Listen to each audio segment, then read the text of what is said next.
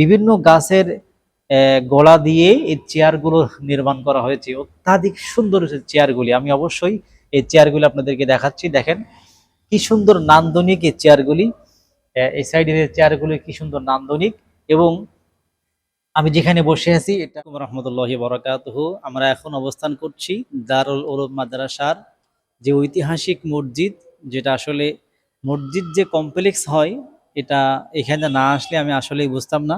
তো আমার সাথে দাঁড়িয়ে আছে হচ্ছে আব্দুল কাদের ভাই, যিনি বর্তমানে দারুল উলুম খুলনায় অধ্যয়নরত ইফতা বিভাগে। তো আমরা এখন অবস্থান করছি মসজিদে। এই মসজিদের এত সৌন্দর্য, আসলে মসজিদ যে কত সুন্দর হতে পারে, এটা হচ্ছে যদি কেউ দারুল উলুম মাদ্রাসার এই মসজিদে না আসে তাহলে সে বুঝতেই পারবে না। আমি অবশ্যই এই মসজিদের যে সৌন্দর্যগুলি আছে, আমি একটা পার্ট পার্ট আপনাদেরকে অবশ্যই দেখাবো। আমি এখন বসে আছি যে চেয়ারে, এটা হচ্ছে দারুল উলুম মাদ্রাসার যে মসজিদ, এই মসজিদের নান্দনিক যে চেয়ারগুলি আছে আপনারা দেখতে পাচ্ছেন।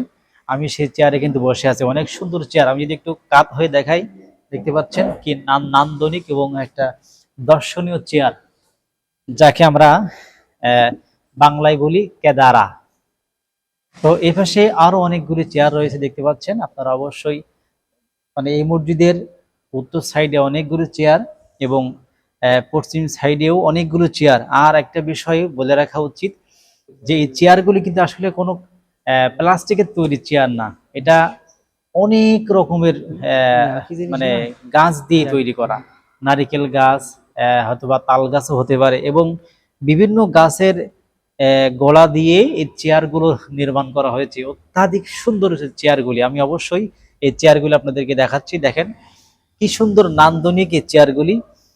এই সাইডের চেয়ারগুলি কি সুন্দর নান্দনিক।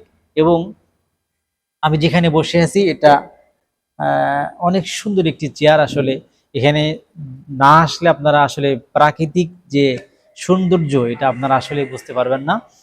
তো চলুন এবার আমরা মসজিদের যে লাইটিং গুলি আছে, আমরা সেই লাইটিং গুলি দেখি। আলহামদুলিল্লাহ, দেখতে পাচ্ছেন আমি যেখানে দাঁড়িয়ে আছি দারুল মাদ্রাসার এই মসজিদে, দেখতে পাচ্ছেন যে এখানে এত সুন্দর করে লাইটিং করা। আসলে মসজিদ যে এত সুন্দর হতে পারে, আমি এখানে না আসলে সত্যিই বুঝতে পারতাম না। মসজিদ আসলে এতটা সুন্দর হতে পারে, এত সুন্দর করে লাইটিং করা, আসলে এটা একেবারে মনোমুগ্ধকর লাইটিং, যেটা আমি আমার এই জীবনে আমি মসজিদে এত সুন্দর লাইটিং আমি কোথাও দেখিনি।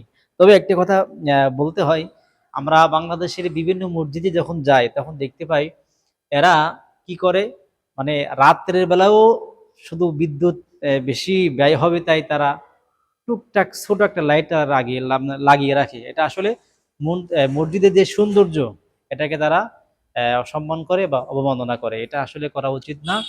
মসজিদ হবে হচ্ছে সুন্দর, কারণ আল্লাহ তাআলা বলছেন যে আমি আল্লাহ তাআলা সুন্দর, আমি সৌন্দর্যকেই ভালোবাসি। এই জন্য সৌন্দর্যের প্রতি আমাদের অবশ্যই প্রাধান্য দেওয়া উচিত।